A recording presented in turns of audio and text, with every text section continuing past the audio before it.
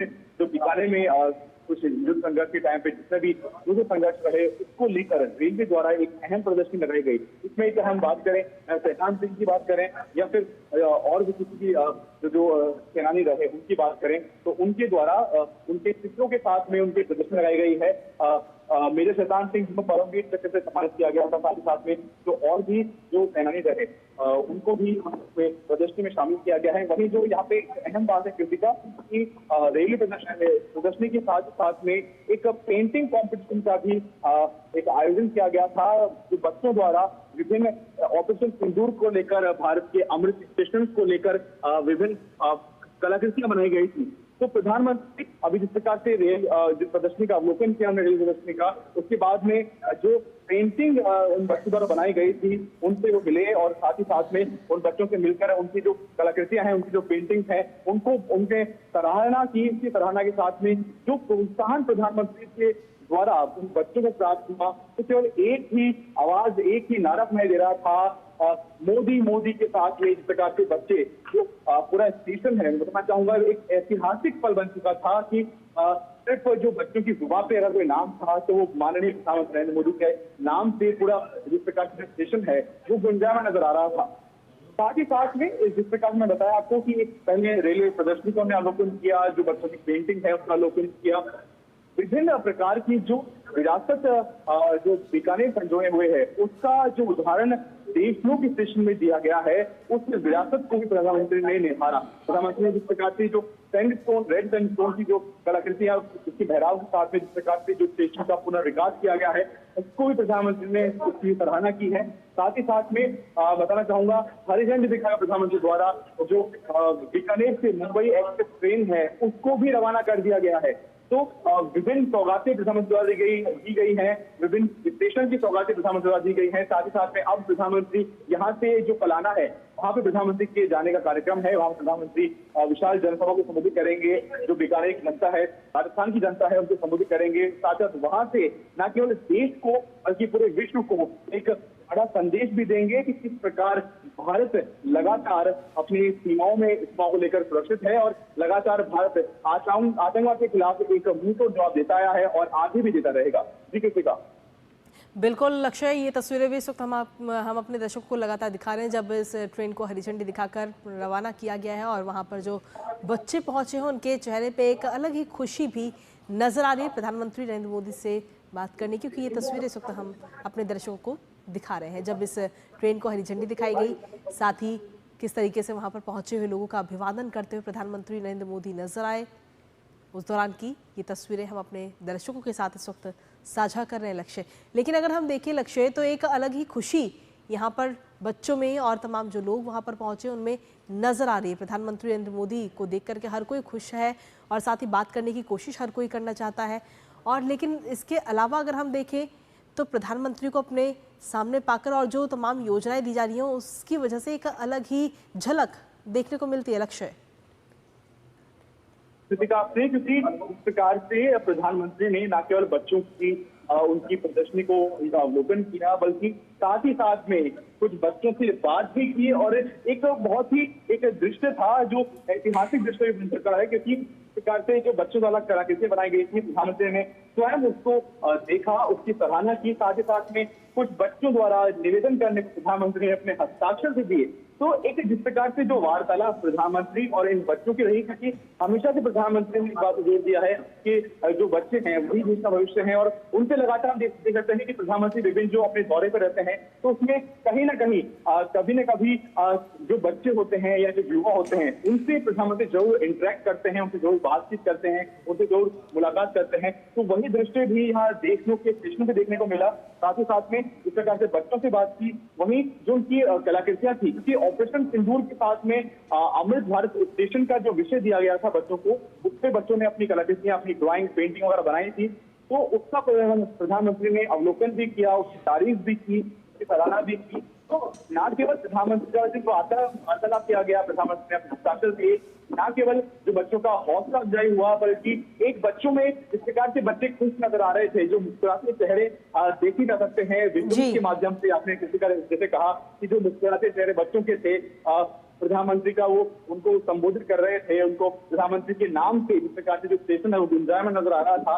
एक बड़ा संदेश यहाँ देश के लिए मिलता है कि किस प्रकार भारत के नौजवान, भारत के बच्चे, भारत का युवा प्रधानमंत्री के साथ खड़ा है, प्रधानमंत्री के, और जिस प्रकार प्रधानमंत्री जो बात उनको कहते हैं तो वो उनके लिए न केवल एक प्रधान देश के नेतृत्व की बातें हैं, बल्कि एक प्रेरणादायक बातें बन जाती हैं उनके लिए कि हमें जीवन में क्या करना है, क्या नहीं करना। क्योंकि लगातार जैसे मैंने कृतिका को कहा कि हर दौरे में प्रधानमंत्री कोशिश करते हैं कि शायद जो युवा बच्चे हैं उनसे इंटरेक्ट करें। तो ये इंटरेक्शन, ये उनसे बच्चों से मिलना उनका एक अहम एक बिंदु बन जाता है। वही चीज यहाँ देखने को मिली कि जो बच्चे हैं उनके चेहरे खिल उठे जब प्रधानमंत्री ने स्वयं उनके पास जाकर उनसे बात की, उनकी हौसला अफजाई करी, उनसे उनकी जो कलाकृतियां की उनके बारे में सराहना की। तो जो बच्चे हैं वो खुश नजर आए। साथ ही साथ में जो आम जन है वो न केवल देशनोक के बल्कि बीकानेर, बल्कि राजस्थान से लोग यहाँ आए हुए हैं। उनके चूंकि ऐतिहासिक पल न केवल बीकानेर राजस्थान के लिए है, तो उस ऐतिहासिक पल के साक्षी बनने के लिए जो लोग आए हुए हैं वो गदगद महसूस कर रहे हैं, क्योंकि प्रधानमंत्री द्वारा जिस प्रकार से बीकानेर को जो सौगात दी गई है, साथ ही साथ में राजस्थान के 8 पुनर्विकसित स्टेशन भी, इस कुल 103 स्टेशन में राजस्थान के 8 स्टेशन भी शामिल है। तो न केवल देश को बड़ी सौगात है, अपितु राजस्थान की धरती पे राजस्थान के विकास के लिए, राजस्थान की अमृतकाल में और विकास देने के लिए लगातार प्रधानमंत्री द्वारा प्रयास किए जा रहे हैं, केंद्र द्वारा प्रयास किए जा रहे हैं, उसमें एक बड़ा कदम है जी। इसके साथ ही लक्ष्य अगर हम देखें तो विकसित भारत का जो लक्ष्य रखा गया साल 2047 तक, उस विकसित भारत के लक्ष्य को पाने के लिए सिर्फ रेलवे स्टेशन नहीं, सिर्फ गांव नहीं, बल्कि देश का एक एक कोने का विकसित होना बेहद जरूरी है। और इसी दिशा में प्रधानमंत्री नरेंद्र मोदी लगातार काम भी करते हुए नजर आते हैं। हर तरफ विकसित किया जा रहा है, हर चीज को विकसित किया जा रहा है ताकि 2047 का जो लक्ष्य रखा गया है उसे पूरा किया जा सके। लक्ष्य कृतिका बिल्कुल सही कहा आपने। 2047 का जो लक्ष्य है उस लक्ष्य को लेकर लगातार जो केंद्र सरकार है, लगातार प्रधानमंत्री हैं, वो उसको लेकर तत्पर नजर आते हैं। मैं बताना चाहूंगा, जब कल रेल मंत्री अश्विनी वैष्णव द्वारा जब ब्रीफिंग की गई तो उन्होंने एक अहम बात की कि जो अगले महीने हैं, मतलब आगामी जो माह है उसके उनमें लगातार जो रेल है, रेल सेवा है, भारतीय रेल है, उसको और सुदृढ़ किया जाएगा। वहीं साथ ही साथ में जो आगामी महीने हैं, यानी जो 8 महीनों में 100 और स्टेशन तैयार किए जाएंगे, पुनर्विकसित किए जाएंगे। वहीं 2027 तक 500 स्टेशन को विकसित और पुनर्विकसित करने का जो प्रयास है भारतीय रेल कर रही है।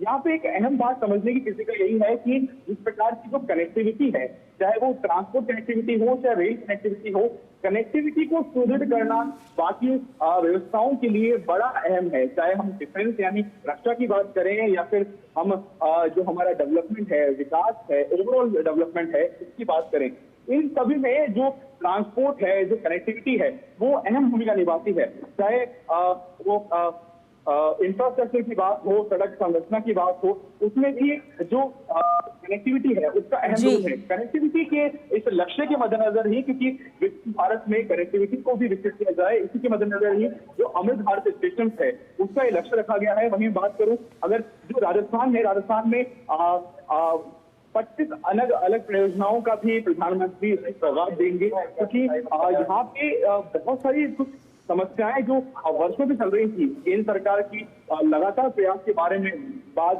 उन जो समस्याएं हैं उनका न केवल निराकरण हुआ है, बल्कि एक विकास भी देखने को मिला है इन सीमावर्ती जिलों में। मैं बताना चाहूंगा आपको कि न केवल विकास की यहाँ बात है, कृषि का न केवल तकनीक की बात हो रही है, अपितु जो प्रकृति संरक्षण है उसको भी लेकर केंद्र सरकार लगातार कार्यरत नजर आ रही है। जो अहम बात इन अमृत स्टेशन की जाए तो जो मैं बताना चाहूंगा, जल संरक्षण के साथ में जो सौर ऊर्जा है, राजस्थान जैसे प्रदेश में और सीमावर्ती जिलों में जहां सौर ऊर्जा की बेहतरीन संभावनाएं हैं, जहां सौर ऊर्जा को विकसित किया जा सकता है, वहां लगातार उसको विकसित करने के प्रयास किए जा रहे हैं। साथ ही साथ में जो अमृत स्टेशन हैं, इनके माध्यम से जो सौर ऊर्जा है उसको विकसित किया जा रहा है। हरित क्षेत्र के प्रबंधन पे भी लगातार कार्य किए जा रहे हैं। वहीं जल संरक्षण, क्योंकि जल राजस्थान जैसे जो जिले हैं, राजस्थान के सीमावर्ती जिले हैं, वहां पे जल संकट देखा जाता था, परंतु अब लगातार केंद्र सरकार के अथक प्रयासों से, राज्य सरकार के साथ ही समन्वय से लगातार जो जल संरक्षण है उसको लेकर प्रयास किए जा रहे हैं। तो न केवल यहाँ बात अमृत स्टेशन की है, बल्कि साथ ही साथ में तकनीक के विकास की है, साथ ही साथ में कनेक्टिविटी की है। वहीं दूसरी ओर जो प्रकृति संरक्षण है उसके लक्ष्य को भी केंद्र सरकार बिल्कुल भूलती नहीं नजर आ रही है। उसको लेकर भी, प्रकृति संरक्षण को लेकर भी केंद्र सरकार संकल्प दिख रही है। बिल्कुल जी लक्ष्य, बिल्कुल कनेक्टिविटी बहुत ज़रूरी है, क्योंकि किसी भी जगह या क्षेत्र, शहर, राज्य को विकसित करने के लिए सबसे ज़्यादा और सबसे पहला कदम होता है कनेक्टिविटी कि आखिर कैसे आमजन उस जगह पर पहुंचेगा। क्योंकि जब कनेक्टिविटी मजबूत होगी, कनेक्टिविटी अच्छी होगी, चाहे सड़क के माध्यम से या रेल के माध्यम से। कर रहे हैं क्योंकि प्रधानमंत्री द्वारा जिस प्रकार से बीकानेर को जो सौगात दी गई है, साथ ही साथ में राजस्थान के 8 पुनर्विकसित स्टेशन भी, इस कुल 103 स्टेशन में राजस्थान के 8 स्टेशन भी शामिल है।